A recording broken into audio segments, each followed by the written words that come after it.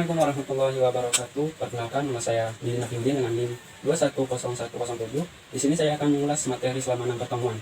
Video ini dibuat untuk memenuhi tugas ujian tengah semester dari mata kuliah manajemen pemasaran yang diangku oleh Bapak Ade Faisal Mabtuhi SEMM. Dari materi pertemuan ke-1 membahas tentang pengertian manajemen pemasaran. Sini manajemen pemasaran berasal dari paduan kata manajemen, sehingga harus diketahui terlebih dahulu apa itu manajemen dan apa itu pemasaran. Manajemen ialah menganalisis, perencanaan, pelaksanaan, pengorganisasian, pengarahan, serta pengawasan sumber daya manusia untuk menyelesaikan suatu kegiatan agar tercapai tujuan yang telah ditetapkan sebelumnya secara bersama-sama. Sedangkan pemasaran ialah pengarah sesuatu yang dibutuhkan oleh para konsumen dengan cara pertukaran, sehingga manajemen dan pemasaran disatukan menjadi penganalisisan, perencanaan, pembimbingan atau pengarahan, pelaksanaan, pengawasan yang menimbulkan pertukaran untuk memenuhi keinginan serta kebutuhan konsumen dengan tujuan saling menguntungkan dan menjadikan pasar sebagai sasaran dan sarana yang potensial. Manajemen pemasaran, menurut American Marketing Association, manajemen pemasaran adalah perencanaan, pelaksanaan dan pengendalian operasi pemasaran total, termasuk tujuan perumusan tujuan pemasaran, kebijakan pemasaran, program pemasaran, dan strategi pemasaran yang ditujukan untuk menciptakan pertukaran yang dapat memenuhi tujuan individu maupun organisasi. Selanjutnya itu konsep pemasaran. Pengertian dari konsep pemasaran di sini adalah suatu konsep dan cara dasar yang diterapkan dalam melakukan strategi manajemen pemasaran produk atau jasa pada sebuah organisasi ataupun perusahaan. Dalam pemasaran terdapat 6 konsep yang merupakan dasar dalam pelaksanaan kegiatan pemasaran suatu organisasi, yaitu 1. Konsep produksi, 2. Konsep produk, yang ketiga konsep penjualan, dan yang keempat konsep pemasaran, kelima konsep pemasaran sosial, keenam konsep pemasaran global. Konsep produksi di sini adalah dengan mengarahkan segenap upaya untuk mencapai efisiensi yang tinggi dan distribusi yang luas. Di sini tugas manajemen adalah memproduksi barang sebanyak mungkin karena konsumen dianggap akan menerima produk tersedia secara luas dengan daya beli mereka. Yang kedua di sini adalah ada konsep produk. Konsep produk mengatakan bahwa konsep ini konsumen akan menyukai produk yang menawarkan mutu, performa, dan ciri-ciri yang terbaik. Tugas manajemen di sini adalah membuat produk yang berkualitas karena konsumen dianggap menyukai produk yang berkualitas tinggi dalam penampilan dan ciri-ciri lainnya. Yang ketiga ada konsep penjualan. Konsep penjualan terdapat bahwa konsumen dengan dibiarkan begitu saja, organisasi harus melaksanakan upaya penjualan dan promosi yang agresif.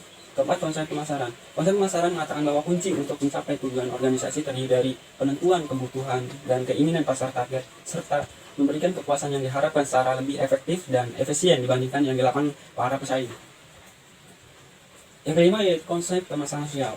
Konsep pemasaran sosial berpendapat bahwa tugas organisasi adalah menentukan kebutuhan, keinginan, dan kepentingan target pasar, serta memberikan kepuasan yang diharapkan dengan cara yang efektif dan efisien daripada yang dilakukan para pesaing dengan meningkatkan kesejahteraan konsumen dan masyarakat. Yang keenam, konsep pemasaran global. Pada konsep pemasaran ini, manajer eksekutif berupaya memahami semua faktor-faktor lingkungan yang mempengaruhi pasaran. Pembahasan materi yang kedua yaitu proses pemasaran dan perencanaan strategi. Apa saja yang harus dilakukan sebelum ke tahap proses pemasaran? Yang pertama yaitu penelitian pasar, yang kedua pengembangan produk atau layanan, yang ketiga yaitu penetapan harga, yang keempat yaitu promosi, yang kelima distribusi. Pentingnya penelitian pasar dalam proses pemasaran. Penelitian pasar adalah langkah kritis dalam proses pemasaran karena memberikan wawasan mendalam tentang kebutuhan dan preferensi pelanggan. Adapun untuk metode penelitian yang paling efektif dapat dilakukan dengan cara yang pertama yaitu survei atau kuesioner, yang kedua yaitu wawancara atau interview, pengembangan produk atau layanan. Adapun ada beberapa langkah yang harus dilakukan untuk mengembangkan produk dan layanan. Yang pertama yaitu identifikasi produk pelanggan, yang kedua inovasi produk dan pengembangan layanan, dan yang ketiga yaitu uji coba produk dan pengembangan lanjutan. Selanjutnya itu penetapan harga.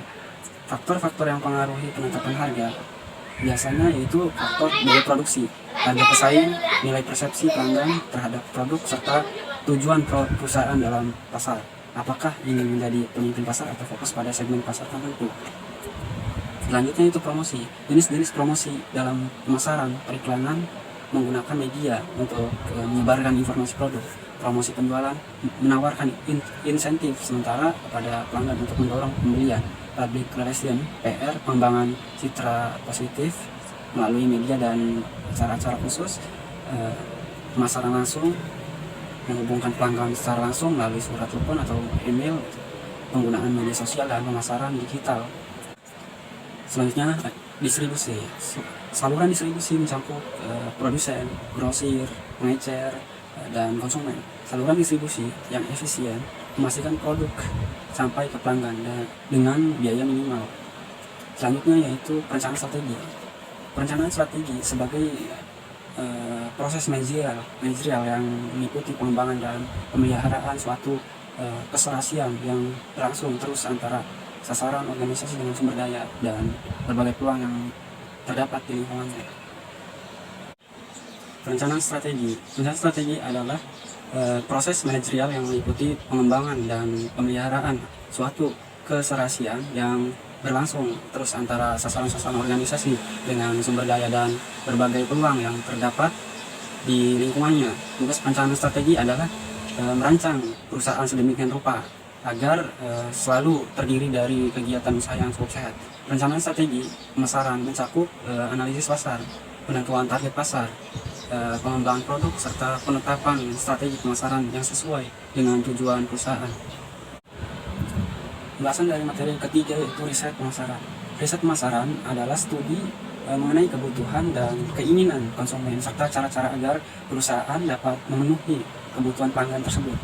Proses riset pemasaran terdiri dari 4 langkah: merumuskan masalah dan sasaran pengembangan rencana riset, sasaran riset, mengembangkan rencana riset, mengimplementasikan rencana riset, dan menginterpretasikan serta melaporkan hasil temuan. Merumuskan masalah dan sasaran riset. Manajer harus cukup mempunyai pengetahuan mengenai riset pemasaran untuk membantu perencanaan dan dalam menginterpretasikan hasil riset. Penelitian pemasaran berpengalaman yang memahami masalah manajer juga harus dilibatkan dalam tahap ini. Penelitian harus mampu membantu manajer merumuskan masalah dan memberi gambaran bagaimana riset dapat membantu manajer mengambil keputusan lebih baik. Yang selanjutnya yaitu mengembangkan rencana riset. Langkah kedua dari proses riset pemasaran menuntut penetapan informasi yang diperlukan, mengembangkan rencana untuk mengumpulkan secara efisien dan menyajikan rencana itu kepada manajemen pemasaran. Selanjutnya itu mengumpulkan informasi sekunder. Untuk memenuhi kebutuhan informasi para manajer, peneliti mengumpulkan data sekunder, data primer atau keduanya. Data sekunder terdiri dari informasi yang sudah ada di suatu tempat yang telah dikumpulkan untuk tujuan lain. Data primer terdiri dari informasi yang dikumpulkan untuk tujuan khusus yang telah ditentukan. Selanjutnya itu sistem informasi pemasaran atau SIP. Sistem informasi pemasaran adalah sistem informasi yang menyediakan informasi yang diterapkan dalam pemasaran. Sistem ini mendukung pengambilan keputusan yang berkaitan dengan bauran pemasaran.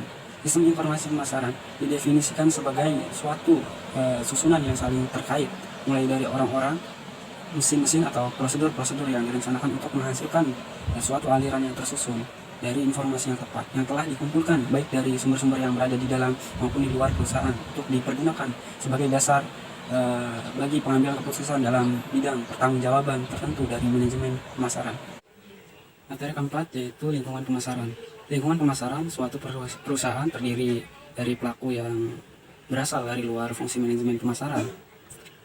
Perusahaan yang mempengaruhi kemampuan manajemen pemasaran untuk mengembangkan dan mempertahankan transaksi yang sukses dengan para pelanggan sasarannya.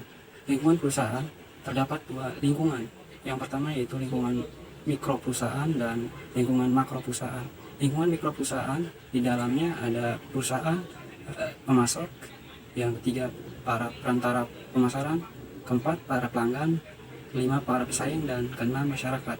Sedangkan lingkungan makro perusahaan di dalamnya ada lingkungan penduduk, demografi, kedua lingkungan ekonomi, ketiga lingkungan sosial budaya, keempat lingkungan alam fisik, dan kelima lingkungan teknologi, dan yang keenam terakhir yaitu lingkungan politik dan hukum. Lanjut ke materi pertemuan kelima yaitu pasar konsumen dan perilaku pembelian. Pasar konsumen adalah pasar yang dimana pembelinya adalah individual yang membeli produk untuk digunakan atau disewakan. Perilaku konsumen merupakan tindakan-tindakan individu yang melibatkan pembelian, penggunaan barang dan jasa, termasuk proses pengambilan keputusan dan mendahului dan menentukan tindakan-tindakan tersebut sebagai pengalaman dengan produk, layanan, dan sumber lainnya. Pembelian konsumen dipengaruhi oleh karakteristik budaya, sosial, pribadi, dan psikologis. Faktor budaya, pemasaran harus memahami peran yang dimainkan oleh budaya. Pertemuan materi yang keenam yaitu segmentasi, targeting, dan positioning. STP marketing adalah salah satu strategi pemasaran untuk menentukan di area manakah sebuah bisnis akan dioperasikan sesuai namanya. Strategi ini didasarkan oleh 3 langkah, yaitu mengidentifikasi segmen, menganalisis target pasar, serta menentukan posisi yang tepat untuk menjalankan bisnis. STP juga merupakan konsep yang saling terkait dalam strategi pemasaran. Metode ini dilakukan pendekatan secara sistematis untuk memahami dan memenuhi kebutuhan pelanggan dengan membagi pasar menjadi segmen yang lebih kecil. Segmentasi atau yang sering dikenal dengan segmentasi pasar merupakan tindakan mengklasifikasikan pasar di dalam kelompok-kelompok dengan berbagai kategori, sehingga kondisi tersebut memungkinkan kebutuhan produk yang berbeda atau kombinasi pemasaran yang terpisah. Singkatnya, segmentasi merupakan proses membagi pasar menjadi bagian-bagian yang lebih kecil berdasarkan dari karakteristik yang memiliki nilai. Melalui segmentasi pasar, aktivitas pemasaran bisa dilaksanakan sesuai dengan rencana dan memperoleh hasil yang maksimal dalam memberikan kepuasan untuk konsumen. Demikian, terima kasih. Mohon maaf apabila ada kesalahan dalam penyampaian. Saya akhiri. Wassalamualaikum warahmatullahi wabarakatuh.